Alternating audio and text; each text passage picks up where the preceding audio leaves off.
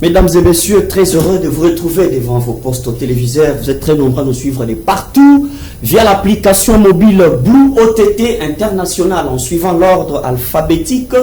Retrouvez la FM en SICO, votre émission Outre-mer, les panels. L'actualité en République démocratique du Congo reste dominée par les concepts, différents concepts entre révision, modification ou changement de la Constitution, alors que l'unanimité au sein de la classe politique reste inexistante. Nous posons des questions. Est-ce que cela tiendrait un jour, tant que le pouvoir en place tient mordicus, à ce que cette Constitution, qui ne semble pas rester un dogme, soit modifiée, soit changée ou révisée? Mais qu'est-ce qu'elle-même, la Constitution, propose s'il faut la toucher? On se pose des questions. À quel moment cette Constitution devient-elle l'impasse pour la réalité du peuple congolais? À quel moment cette Constitution ne permet pas au chef de l'État d'exercer son pouvoir sur les paniers de la ménagère? Ce sont des questions qu'on doit se poser autour de ces grands débats républicains. Vous avez le 2 numéros affichés en bas de vos écrans. Mais bien avant cela, nous aurons les actualités qui font la une, notamment l'insécurité dans la ville-province de Kinshasa. Vous l'avez suivi, c'est entre rumeurs et réalité. Les effets sur terrain disent autre chose, mesdames et messieurs. Pour en parler et en débattre, nous recevons sur ce plateau du panel, vous les connaissez comme d'habitude, le pasteur Serge Taboko. Moi je l'appelle pasteur, il a plusieurs casquettes, mais là nous le recevons en tant qu'homme politique du parti politique SID de Martin Fayoulou. Pasteur, merci d'avoir répondu présent à notre invitation. Chers compatriotes jeunes, c'est moi qui vous remercie. Merci une fois de plus pour l'invitation. Comme d'habitude, permettez-nous de dire merci à Dieu. C'est grâce à lui que nous sommes là. Nous vivons dans cet espace géographique où tous les indicateurs de la vie sont au rouge. Donc, si nous sommes là, c'est grâce à Dieu. C'est pourquoi à chaque fois, quand nous accorde la parole, nous tenons d'abord à les remercier. J'ai salué également la présence de mes co-débatteurs. Très bien. J'ose croire que nous allons passer un bon moment pour essayer d'apporter notre petite pierre dans l'édifice Congo qui est en train de sombrer de jour en jour. Merci beaucoup. Merci. Et en face de vous, vous avez les doyens Gandhi, qui est connu, d'ailleurs un habitué de ces grands débats républicains. Doyen, merci d'avoir répondu présent. Bon, il ne fallait plus, je peux encore le dire ainsi. Merci, c'est surtout à moi de vous dire merci, de me faire confiance. Merci également à votre direction administrative. Et puis, je salue en passant l'équipe technique et notre maquilleuse, Christian Vie. Et puis, mes co-débatteurs, je les salue. Et juste un petit point aussi, je pense que mon co-débatteur d'en face est au courant. Il y a un plateau qui est prévu le 30 mars à l'Institut français, c'est-à-dire il y aura la Radio France Internationale en direct ici de Kinshasa.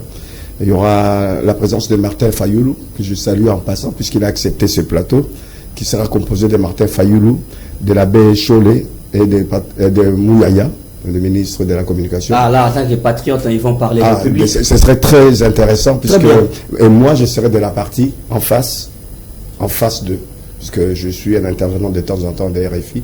Ils m'ont sollicité. Très bien. Alors là déjà, l'information est passée. On sait que vous n'allez pas quand même en pleine conférence piquer quand même à Martin Fayoulou. Non, vous allez rester dans la posture. Ce sera un débat républicain. Moi, je dirais ce que je pense. Merci. Au-delà d'être parti. Merci doyen. Et pour finir, vous avez maître Ismaël Boukassa, qui est secrétaire national en charge de la jeunesse du parti politique l'Alliance pour les changements, dirigé par le président Jean-Marc Kabound. Merci d'avoir répondu présent. Merci beaucoup Jean Méman, journaliste. C'est parce que vous m'aviez fait l'honneur ces jours. Je suis venu répondre pour une énième fois à votre invitation. Je vous remercie pour la considération. Je remercie également mes co-débatteurs qui sont ici présents sur le plateau. Et je remercie également toute l'équipe technique ici présente. Et aussi la maquilleuse qui s'est donnée. Très bien, apparemment. Très bien, merci beaucoup. C'est peut-être pour la première fois, mais je sais que ce sera une habitude. Ça va quand même, c'est bien qu'on soit beau comme ça au plateau, hein, ça nous arrange. Alors, je commence avec vous. On prend cette actualité qui enflamme la ville-province de Kinshasa. L'insécurité, c'est entre rumeurs et réalité. Vous, vous êtes analyste politique, je le souligne très bien, mais par moment, vous prenez plus la position du soutien au chef de l'État. Pourquoi l'insécurité peut, à un certain moment donné, dépasser l'intelligence même de la compétence du gouvernement provincial, si on peut le dire, du gouvernement, parce que Tshisekedi a les bâtons de commandement? Ça ne dépasse pas les intelligences, il y a, puisque tous ces ministres-là, ils ont dans leur cabinet des intelligences, des fois même des professeurs d'université. Les intelligences, il y a, mais ils n'ont pas cette intelligence pratique. Quand on prend le cas de notre ministre actuel de l'Intérieur, il y a un problème. Quand on est ministre de l'Intérieur, on doit être un baroudeur, un fonceur, un frondeur. On ne doit pas être comme un acolyte à l'église. Non, ce n'est pas à l'église. Il ne fait pas l'acte pastoral. Non. Il est là pour la sécurité des citoyens, la sécurité de notre pays. Comment il peut ne pas savoir organiser l'intérieur de la République, la sécurité de la République dans son intérieur, puisque l'extérieur, c'est la défense. Donc, ça pose un problème. S'il n'est pas baroudeur, s'il n'est pas fonceur, mais qui reste de côté, qui reprend son métier d'avocat. Il en a soulevé parce qu'il y a quelques mouvements qui cherchent à créer une histoire macabre, et là, juste pour saluer l'honneur du gouvernement, soit du ministre, lui-même de tutelle. On a suivi quelques témoignages des gens qui disent créer des vidéos sur base de l'intelligence artificielle juste pour déranger la réputation. Non, regardez-moi au front. Ça commence à partir. J'ai été l'objet d'une attaque dans un quartier réputé calme. Il y a les militaires partout, il y a les policiers partout, il y a les chiens partout. Mais un jour, erreur, sous la pluie, après la pluie, il fait un peu frais, tous ces militaires se sont cantonnés dans les parcelles, à météo. J'arrive à 2 h du matin, je n'étais pas en voiture, j'étais à pied, puisque c'était tranquille. On m'a attaqué. N'eût été les quelques prises que j'ai gardées en souvenir quand on a fait un peu de sport, j'ai réussi à parer contre la machette. J'ai bloqué la machette puisque je me suis approché de la personne, puisqu'il ne faut pas reculer. Si tu recules, donc il y a vraiment de l'insécurité. Il y a l'insécurité. Il y a l'insécurité. J'ai eu aussi à négocier une fois avec une de mes nièces qui travaille d'ailleurs limité ici, qui a été l'objet d'un kidnapping. Il a fallu négocier pendant moins 2 ou 3 heures, avoir des moyens ici ou là, notamment de la DGI qui s'est impliquée pour qu'on puisse la libérer. Il y a l'insécurité à Kinshasa. Si dans des quartiers problème de compétences, il y a un problème, il y a un problème d'incompétence. Ça y est, moi je vois mal Kanyama, ministre de l'Intérieur, que ce qui se passe, même pas chef de la police, ministre de l'Intérieur, Kanyama descendrait dans la rue. Kanyama organiserait des services par rue ou par quartier. Non, le ministre là, mieux vaut qu'il continue sa profession d'avocat. Très bien. Alors, Monsieur Serge Taboko, je vous accorde la parole. Bon, il y a certains groupes ou des individus qui pensent, pour salir la réputation du gouvernement, pour saboter les efforts de Tshisekedi, il crée des groupuscules de part et d'autre, et en train de créer des images sur base de l'intelligence artificielle, juste pour salir la réputation. Est-ce qu'on peut beau dire que non, il y a vraiment de l'insécurité et qu'il y a une cause principale? Merci beaucoup, cher Jean, pour la question posée. Il faut dénoncer et dire des choses de la manière factuelle. C'est que nos amis ont échoué. Ici, je parle de M. Tshisekedi et son gouvernement, son régime. C'était un échec cuisant. Ils ont lamentablement échoué. Ils n'étaient pas préparés pour la gestion publique. Peut-être, comme le fait Maréchal disait, ce sont des aigris. Ils en voulaient de ceux qui étaient à l'époque, ceux qui dirigeaient.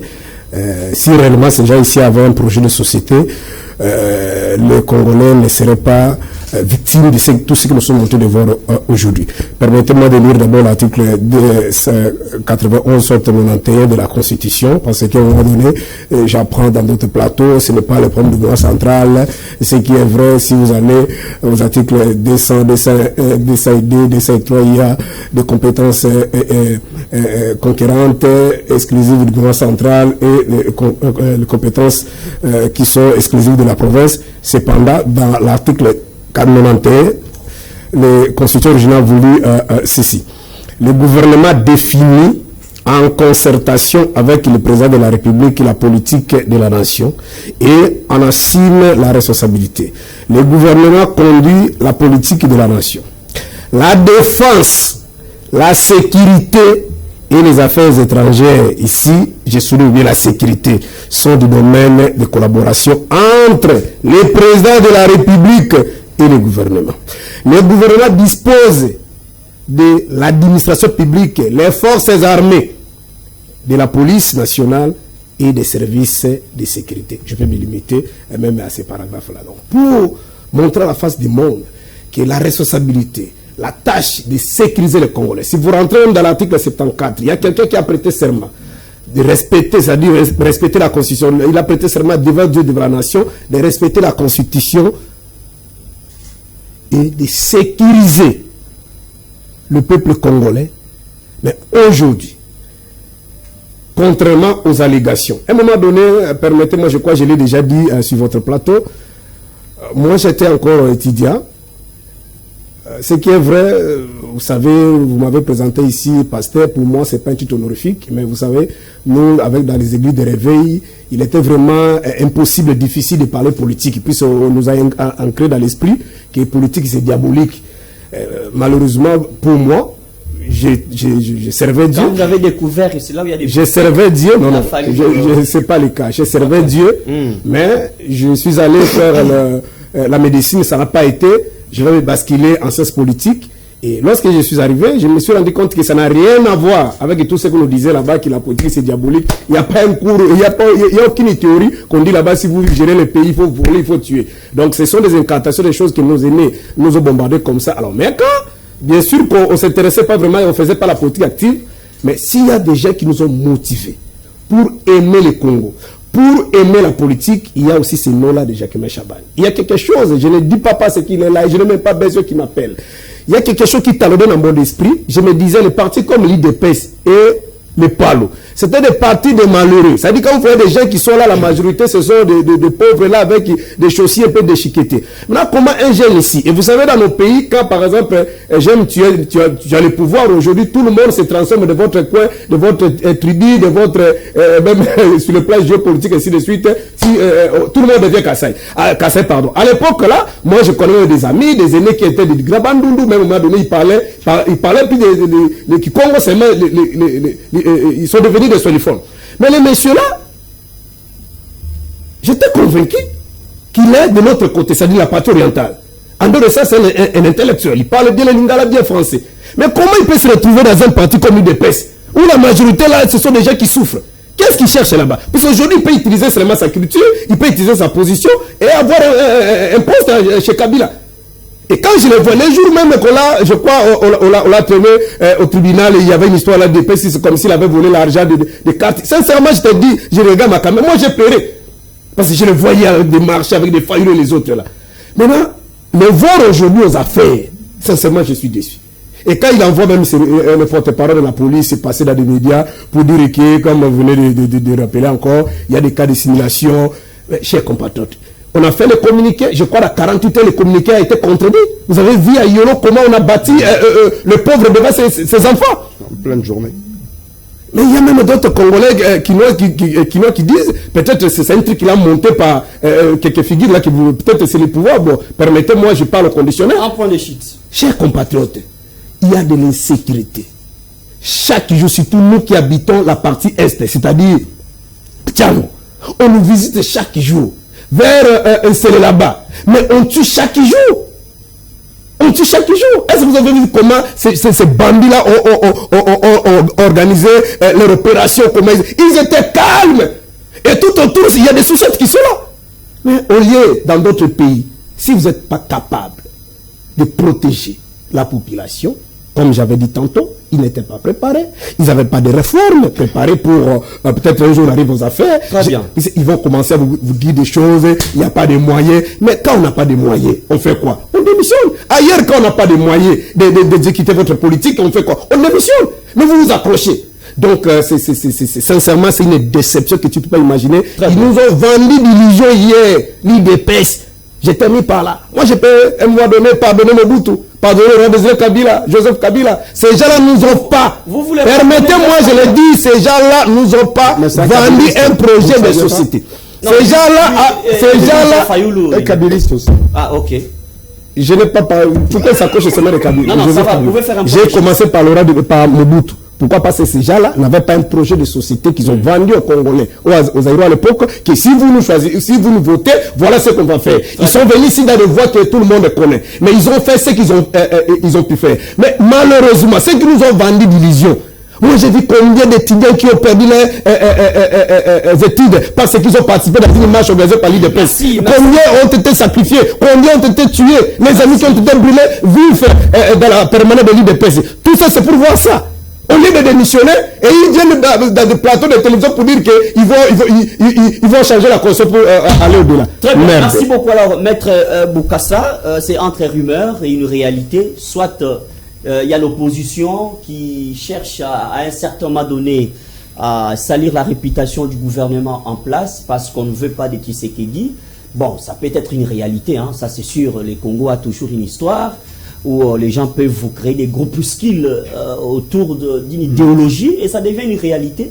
Et c'est la population qui en pâtit petit à petit. Mais en même temps aussi, il faut reconnaître que non, le gouvernement en place mène les efforts. Non, la trahison vient aussi d'un camp plutôt qui semble être flou. Vous avez le temps. Est-ce qu'on a besoin de parler de l'insécurité dans cette province, dans ce pays? Il suffit de passer, de se balader, d'aller demander à un chien comme des mortels, un enfant, de demander est-ce que vous êtes en sécurité dans ce pays? L'enfant vous dira non, ils ne sont pas en sécurité. Ce n'est pas une question qu'on devrait venir ici, commencer à débattre, chers journalistes. Je l'ai toujours dit. Mon mentor a toujours dit on doit d'abord savoir spécifier qu'est-ce qu'on appelle urgence, qu'est-ce qu'on appelle priorité. Parmi les principales missions d'un État, nous avons d'abord, c'est assurer la sécurité et l'ordre public de sa population. Lorsque un régime ne parvient pas à assurer la sécurité et la protection de sa population, qu'est-ce qu'il attend de faire? Est-ce Kabila empêche ce régime d'assurer la sécurité de sa population? Mobutu, déjà mort, empêche ce régime d'imposer la sécurité dans ce pays? Absolument pas. Ces gens-là n'étaient pas préparés pour diriger ce pays. Ils sont en train de tâtonner. Ils ne cherchent pas par où commencer, par où finir. Tantôt c'est la guerre de l'Est, tantôt c'est l'insécurité, tantôt c'est le changement de constitution, tantôt c'est ci, tantôt c'est là. Où se trouvent maintenant les grands problèmes de la population? Les sociales et où? Pour parler de la sécurité, moi, je n'ai pas besoin d'aller demander chez quelqu'un. Regarde-moi, ici. À 22h du matin, je revenais du travail. Qu'est-ce qu'il y a eu? Ah, monsieur, qu'est-ce que tu as dans la poche? Donne-nous les téléphones. Les téléphones sont partis. Et l'argent est parti. On a pris un couteau. Allez. Est-ce qu'il y a question que, quand je viens ici, on pose la question, est-ce que nous sommes dans la sécurité? Alors, c'est pour vous dire que ce régime a échoué, qu'il le dégage. On n'a pas besoin de procéder aux utopies, changement de constitution, Fatih Béton, ceci, cela. Nous ne sommes pas à ça. Qu'il le dégage, qu'il laisse la place aux personnes qui sont compétentes de diriger ce pays. Parce que le pays a tellement souffert. Les 5 premières années, le premier mandat, il a échoué. L'insécurité totale. Et aujourd'hui, l'insécurité qui va son plein et vous nous amenez les discours de dire que nous devons changer la constitution. Est-ce que c'est la constitution qui vous empêche d'imposer la sécurité, de sécuriser la population? On ne doit pas jouer avec ce pays. Très bien. Alors, c'était une parenthèse parmi les actualités des doyens. Vous allez faire un point de rechute, mais on va prendre la grande thématique. D'accord, ok. D'ailleurs, beaucoup de débatteurs l'ont déjà soulevé en passant. C'est concernant révision, modification, changement de la Constitution. Ici, on veut comprendre. Hein, on ne veut pas aller plus loin. On veut comprendre en quoi cette Constitution empêche-t-elle ces pays à évoluer. Empêche-t-elle le chef de l'État à exercer son pouvoir sur les paniers de la ménagère? En quoi cette constitution empêcherait qu'il y ait l'existence d'un social capable de permettre au peuple de sentir quand même un ouf de la vie? Vous avez le temps. Non, c'est une bonne question, mais d'abord, je voudrais ici essayer d'éclairer l'opinion. Que le pasteur Kaboko ait son opinion telle qu'il a, je respecte, même si je ne partage pas son opinion. Je respecte. Mais que le représentant de Kabound vienne dire que c'est un régime qui est incapable, même les 5 premières années étaient dans l'incapacité de faire quoi que ce soit, alors que Kabound faisait partie du groupe. Il était même premier vice-président de l'Assemblée. Il n'était pas écouté. Il a quitté. Il a la parole. Il a quitté. Il a dit que moi, je constate que les choses n'avancent pas, je propose, on ne respecte pas, je dois laisser. Il a tout laissé. Il a la parole. On l'a mis en difficulté pour qu'il parte. Vous savez que tous les régimes politiques savent comment. C'est de faire de telle ou telle personnalité qui ne va plus ensemble avec eux. Ça, on le sait.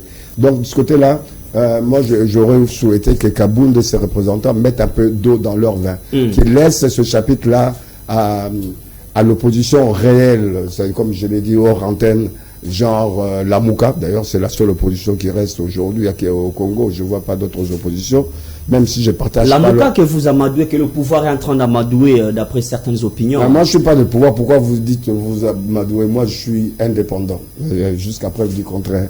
Donc, voilà, c'est ce que je voulais replacer. Alors, prenez maintenant la question. Moi, je dis, si on doit être... Le problème, c'est qu'on parle plus politique ici que statistiques sociales, économiques et financières.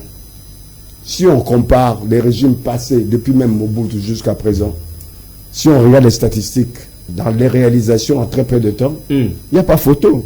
Tshisekedi qui est au pouvoir aujourd'hui a fait de prouesses que les autres, en 18 ans, en 32 ans, n'ont pas pu faire. Quoi? On peut regarder le nombre de kilomètres de routes en construction ou déjà construits. On peut regarder le nombre d'écoles en construction ou déjà construits. On peut regarder le nombre des hôpitaux en construction ou déjà construits. On peut regarder le nombre d'universités en construction ou déjà construits. On peut aller au-delà. Parlons statistiques à un moment donné. Ne soyons pas très politiques. L'insécurité, il y en a partout, même en France, même aux États-Unis, c'est même plus, avec plus d'ampleur qu'ici. Non, mais vous ne pouvez pas justifier l'insécurité. Non, je justifie pas. Non, je ne justifie pas parce que je n'ai pas fini ma phrase. Mais toutefois, nous avons les possibilités, les moyens en très peu de temps. Même moi, je peux effacer l'insécurité, pas totalement, mais en très peu de temps. C'est une question de technique. Et de croire, quand on te donne cette étoffe-là, devenir à un moment donné baroudeur. Dire que je suis là, je suis le premier policier de la République. Peut-être que la Constitution serait à la base... D'accord, maintenant je réponds à la Constitution. Il y a des insuffisances, ça c'est sûr. Le combat est sur la modification, c'est-à-dire ou la modification ou le changement. On change. La modification, révision ou bien les changements? Non, tout ce qui est modification, ça peut être soit la révision partielle, ou alors le changement, puisque c'est total. C'est ça. Puisqu'on remplace totalement dans les changements la constitution actuelle. Quel est le problème qui se pose? Il y a beaucoup de problèmes qui se posent sur le plan économique, sur le plan social et autres par rapport à cette constitution. Vous n'êtes sans savoir que ça fait 2 mois, 3 mois où l'administration a du mal à payer ses fonctionnaires. Ou même les élus, députés, provinciaux, ou même des élus depuis plus d'1 an, depuis qu'ils ont été élus, les conseillers municipaux n'ont jamais été rémunérés. Pourquoi on manque de l'argent? Mais il y a un problème. C'est la Constitution. Je vais vous le démontrer. Voilà. Si la Constitution n'avait pas fait, au moins sur la forme de la décentralisation, on a multiplié le nombre de structures. On multiplie le nombre de structures alors qu'on n'a pas les moyens de financer ces structures. C'est quoi? Ça pose un problème. La décentralisation, là, ne pouvait pas avoir lieu maintenant au niveau du développement actuel de notre pays. Il fallait qu'il y ait un gouvernement central qui gère la République, qui nomme le gouverneur. On n'a pas besoin de députés provinciaux ni de gouvernements provinciaux. Qu'est-ce qu'ils ont fait ici dans ce pays? Prenons même la ville de Kinshasa qui a un gouvernement provincial, qui a des députés provinciaux. Ils ont fait quoi dans l'évolution de la vie du quotidien de nos concitoyens? Moi, je connais bien comment la ville était gérée avant, puisque mon père a fait partie de la territoriale. C'était le numéro 2 de la ville de Kinshasa. À l'époque, eux, ils géraient, ils avaient le gouverneur, et il y avait les vice-gouverneurs, il y avait le patron de l'administration. Très bien. Mais ils géraient bien la ville. Il n'y avait pas pléthore de structures qui n'amènent rien.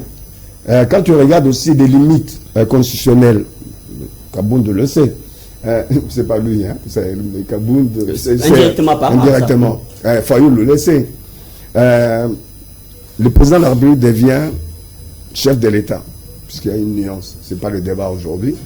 Le président de la République devient chef de l'État. Qu'est-ce qui arrive? La majorité parlementaire est du côté du FCC. Le cash à la présidence, le FCC à l'Assemblée. Premier acte du président de la République, c'est de nommer un nouveau PDG à la SNCC qui était en difficulté, de nommer un autre PDG à la GECAMIN qui était en difficulté. Qu'est-ce qui est arrivé? C'était l'antinomie. Le président prend une décision, le ministre des portefeuilles et le premier ministre Ilungu Kamba refusent d'appliquer la décision du président de la République. Est-ce qu'on a le temps ni le moyen dans notre pays de vivre ces genres de scènes, de cohabitation, friction? Je préfère vous arrêter à ce niveau-là parce que vous avez juste élucidé des articles juste là, vous parlez de la décentralisation, je parle plus loin. Les problèmes économiques, financiers, ainsi que le pouvoir qu'a le chef peut avoir le chef de l'État s'il veut agir d'une manière ou d'une autre dans un contexte un peu précis.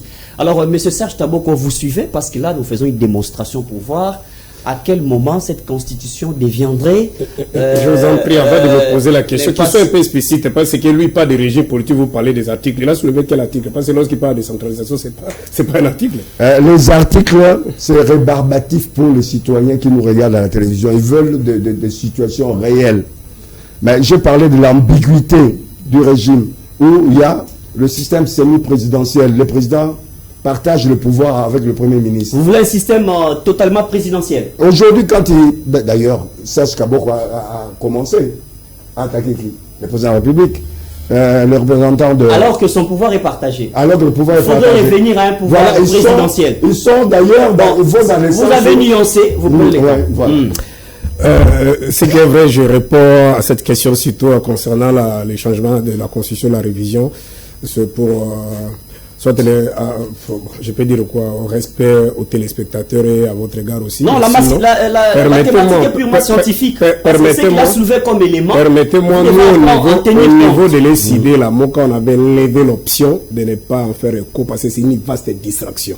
Vous voyez, quand mon aîné, sincèrement, j'ai beaucoup d'estime à son égard, mais j'aurais voulu qu'il reste factuel, qu'il reste scientifique, parce que l'intérêt qu'il est en train d'embrasser, ça c'est intérêt politique, sincèrement, il ne va pas s'en sortir. Vous voyez.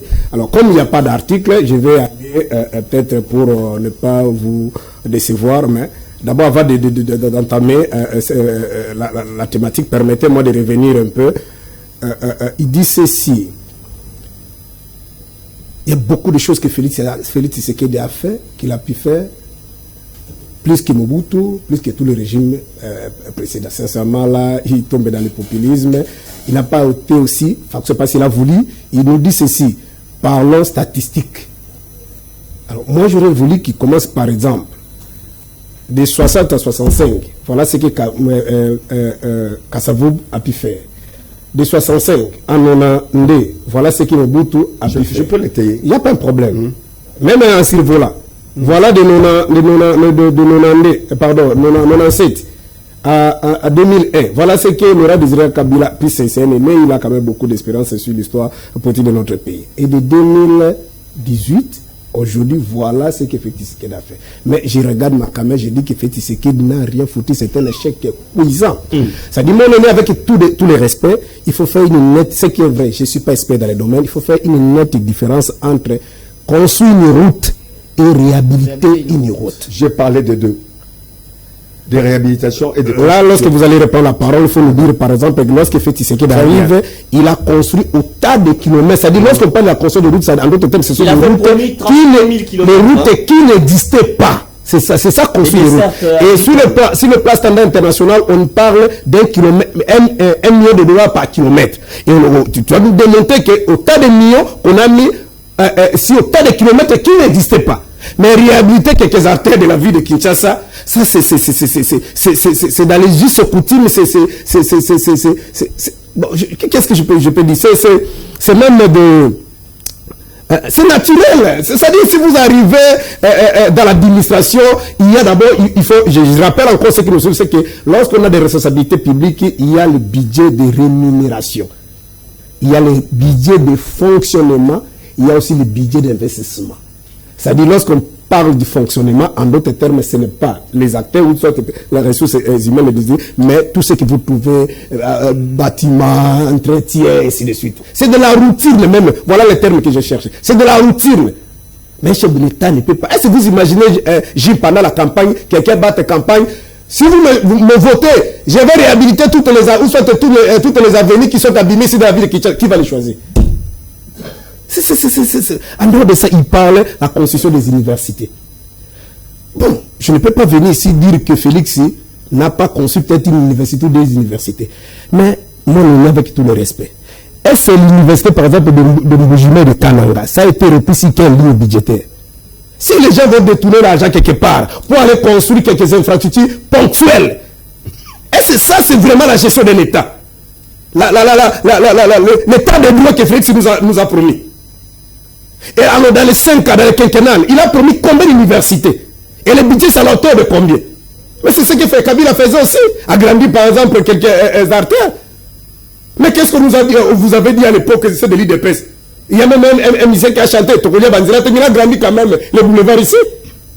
C'est parce que les choses se faisaient de manière ponctuelle. Il arrange un peu, il fait comme ça, comme ça. Nous, on pensait peut-être qu'un jour l'IDPS au pouvoir, soit ceux qui étaient à l'opposition, qui conduisaient Kabila à l'époque, on va venir avec un programme taillé, un programme vision, avec les chiffres, on dit, voilà ce qu'on va exécuter. Et ça nous donne même la maniabilité, la possibilité d'évaluer parce qu'il a prévu le budget à l'auteur X, voilà ce qu'il a pu faire, voilà c'est comme ça. Mais si vous commencez à venir, par exemple, il va construire une toilette là-bas, une douche là-bas, on dit voilà ce qu'il a fait. Non, mais c'est aussi ça que il a construit des écoles et des hôpitaux.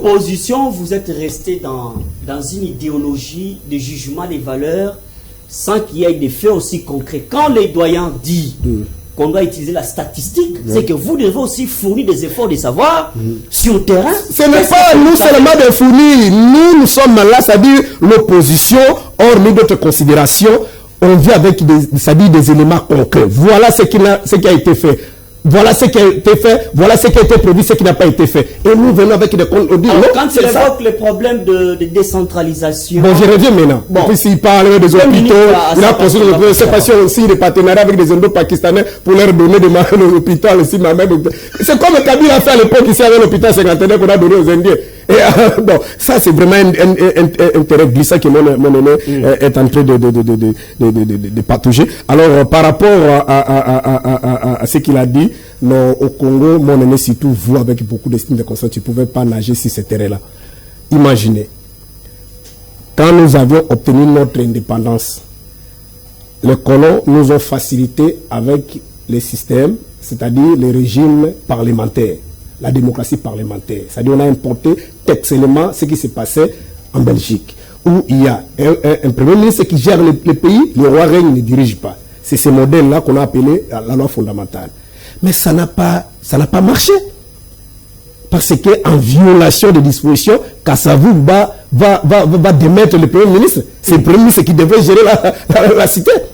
Les conflits ont commencé. Mobutu vient dans les années 65. Il fait son coup d'État. Ce qui est vrai, même sur le plan, peut-être sur le plan factuel, ça n'a pas été écrit que nous étions dans un système centralisé, c'est-à-dire le régime présidentiel.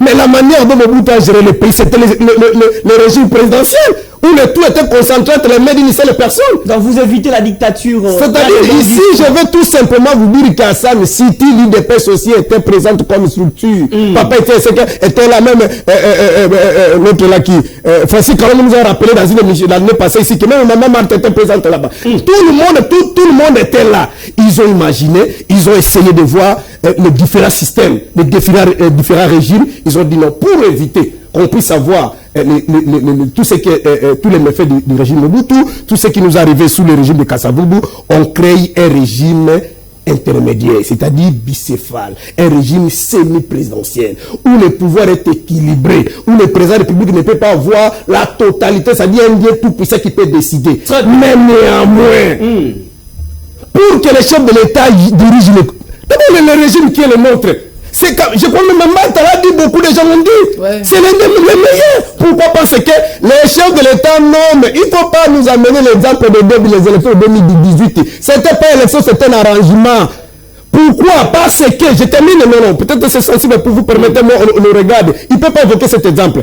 En violation de l'article 78 de la Constitution, même si dans l'hypothèse que Félix était élu président de la République, il avait gagné les élections et qu'il n'avait pas la majorité, les constitutions originales avaient prévu que le chef de l'État nomme une personne qu'on appelle informateur pour lui identifier la majorité.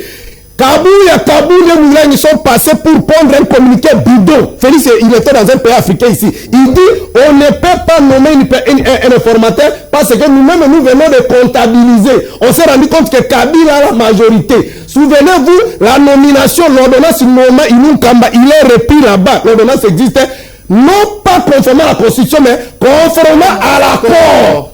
C'est-à-dire, il y a un accord, ils ont fait ça, c'est fait à dessein. Kabila, en 2006, il n'a jamais obtenu 200 députés. En 2011, il n'a jamais obtenu 200 députés. Il a fait des coalitions. Mais comment en 2018, où la majorité des Congolais avaient vomi Kabila, Kabila pouvait avoir plus de 350 députés, parce que Kaboul dit que Kabila avait plus de 350 députés, et que Félix Tshisekedi, qui est un candidat de PES, entre guillemets, le parti qui est représenté dans tous les territoires, doit avoir 32 députés. Et Félix va nommer, quand il nomme, même un petit Boukoumé, c'est qui va bloquer l'ordonnance d'un chef de l'État. Ça, c'était des arrangements. Il faut nous amener cette histoire ici, mon aîné. Et vous savez très bien qu'on a ravi le pouvoir du peuple pour donner une autre personne la raison pour laquelle, pour terminer, dans l'histoire de la démocratie, depuis la Grèce antique jusqu'à aujourd'hui. C'est pour la première fois de voir un président de la CENI qui n'était pas partie prenante, qui ne faisait pas partie prenante, de prendre des armes contre la personne qui l'a publicité. Nanga, pourquoi il a pris des armes? Merci beaucoup. Alors, c'est pas si les accords n'ont pas été respectés. Alors, donc il ne faut pas nous amener sur ce terrain-là. Donc ce qui se passe au Congo, c'est un problème d'homme, comme malheureusement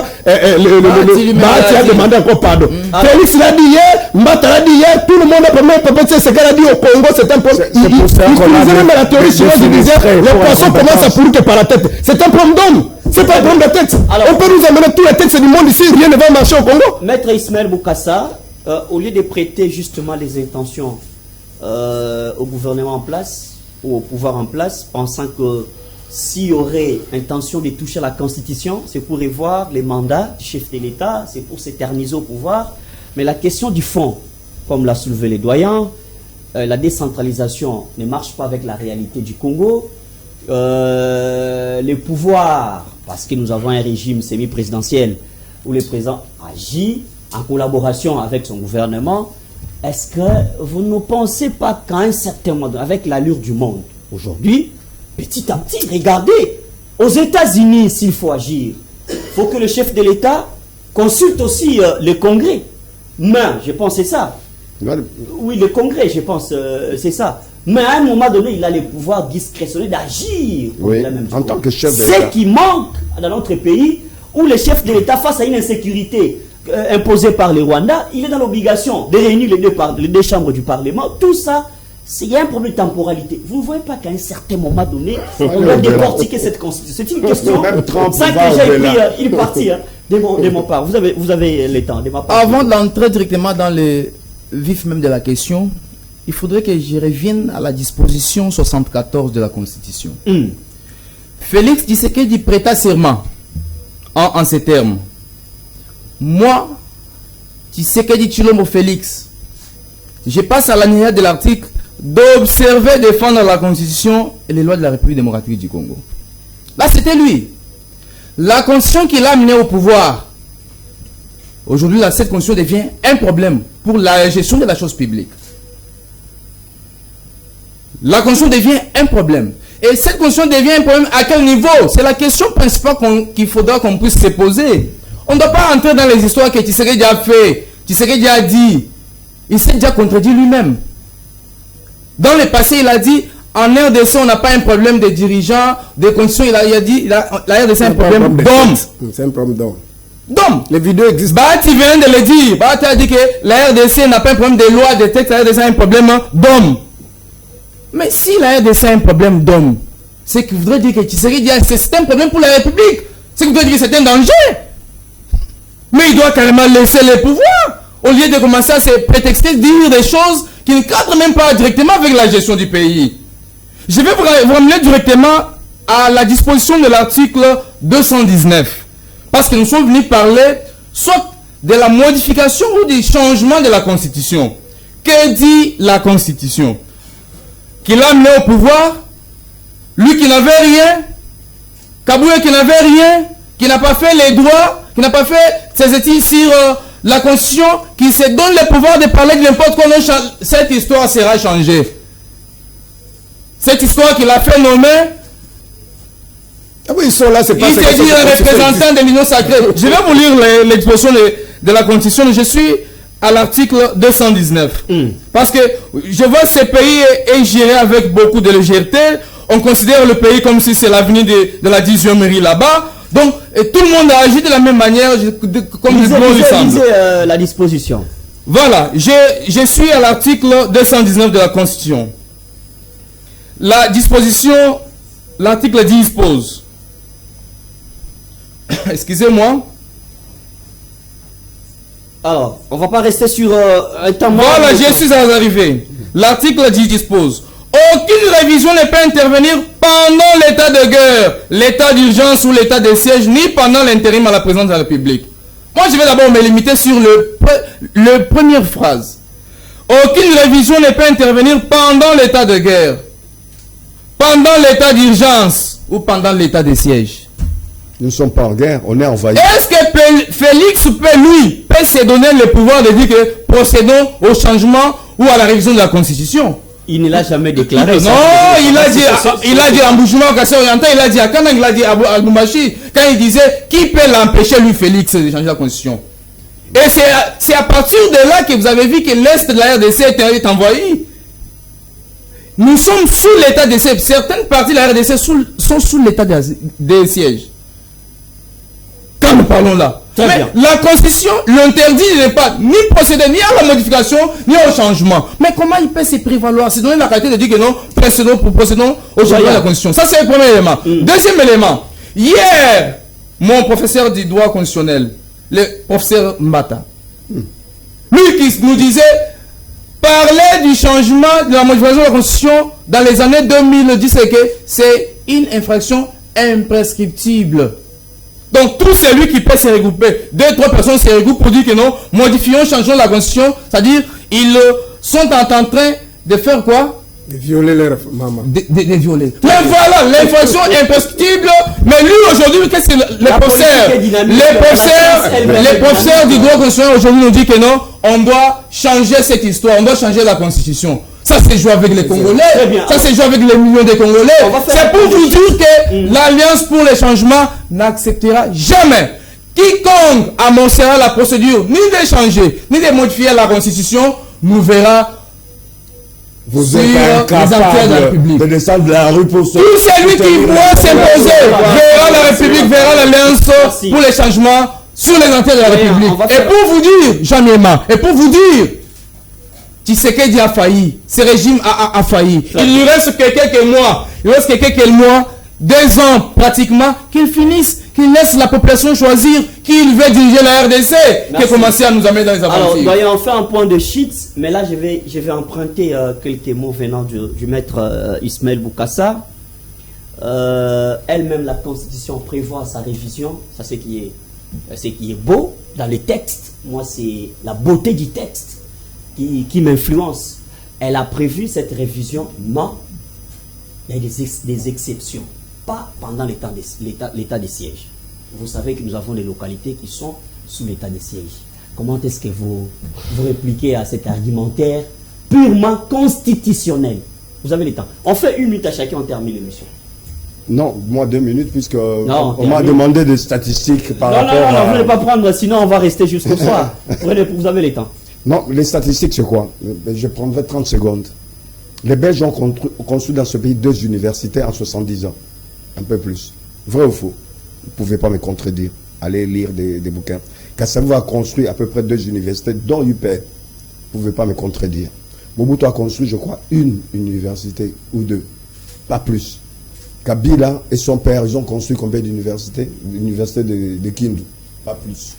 Tshisekedi est en train de construire des universités. Aujourd'hui, l'université de Bunia est en train d'être finie.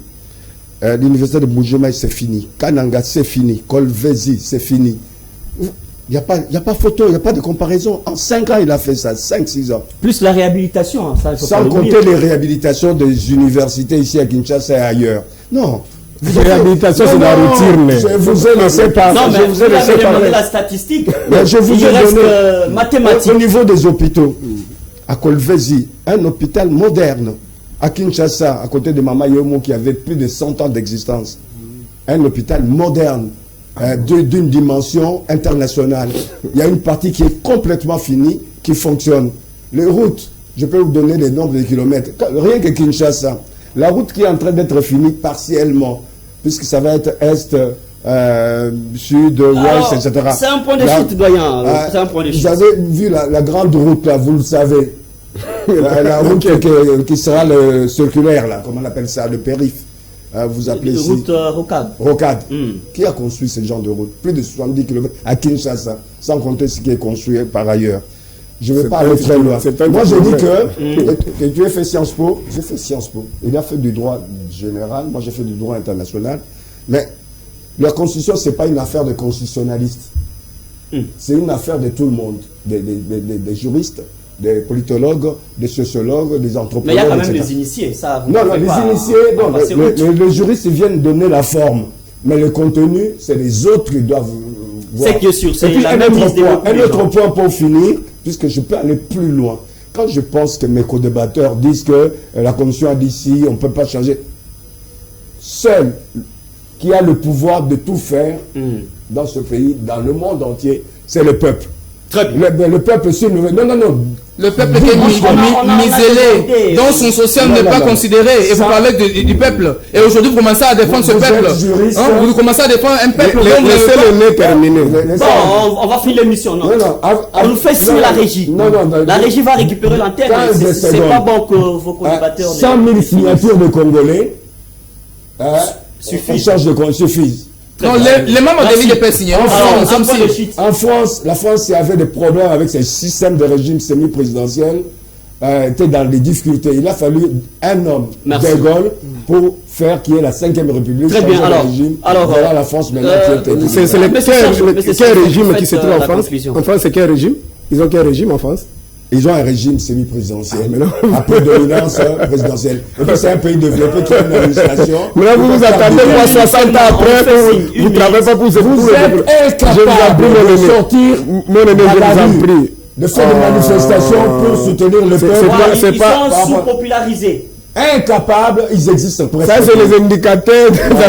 Ça aussi, c'est qui renforce le pouvoir en place. Mais si, je vous en prie. Bon, l'IDP ici était très puissante comme organisation, comme il parle là. Mais moi, je ne défends pas l'idée. Ceux qui prétendent aujourd'hui être forts, hier, ils étaient forts. Mais comment ils ont fait 37 à l'opposition? Parce qu'ils étaient forts. Comment ils sont allés négocier le pouvoir? Comment Kabouya a dit que vous allez disparaître? Sérieux. Attali, après s'ils ont pouvoir, parce qu'ils étaient forts.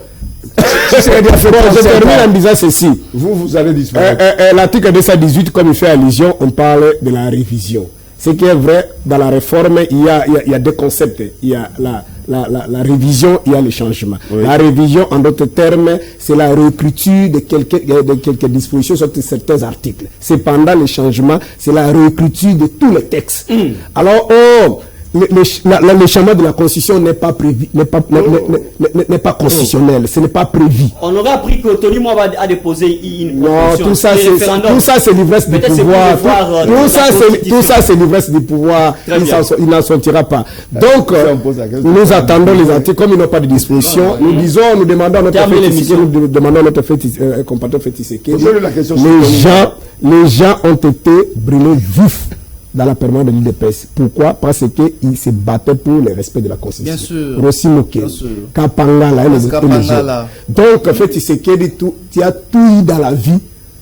Bon, même ton papa qui s'est battu beaucoup d'années, il n'a pas eu tout ce que tu as eu. Merci. Donc là, évitez-nous tout ça. Merci. Organisons d'abord le dialogue aujourd'hui pour que demain nous puissions avoir des discussions. Je vous remercie surtout pour mon passage ici. Nous ne sommes pas là pour parler davantage ni du changement, ni de la révision de la Constitution.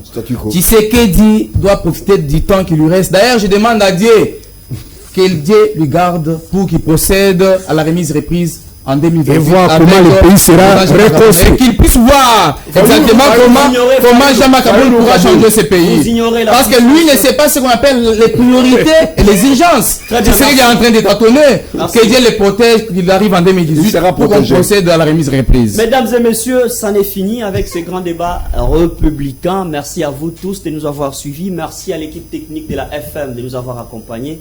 Merci aux invités d'avoir répondu présent. Vous et moi, on se retrouve très prochainement avec ce même plaisir. Nous sommes sur l'application mobile Blue OTT International. En suivant l'ordre alphabétique, retrouvez la FM ainsi que Outre-mer l'émission Les Panels. Au revoir.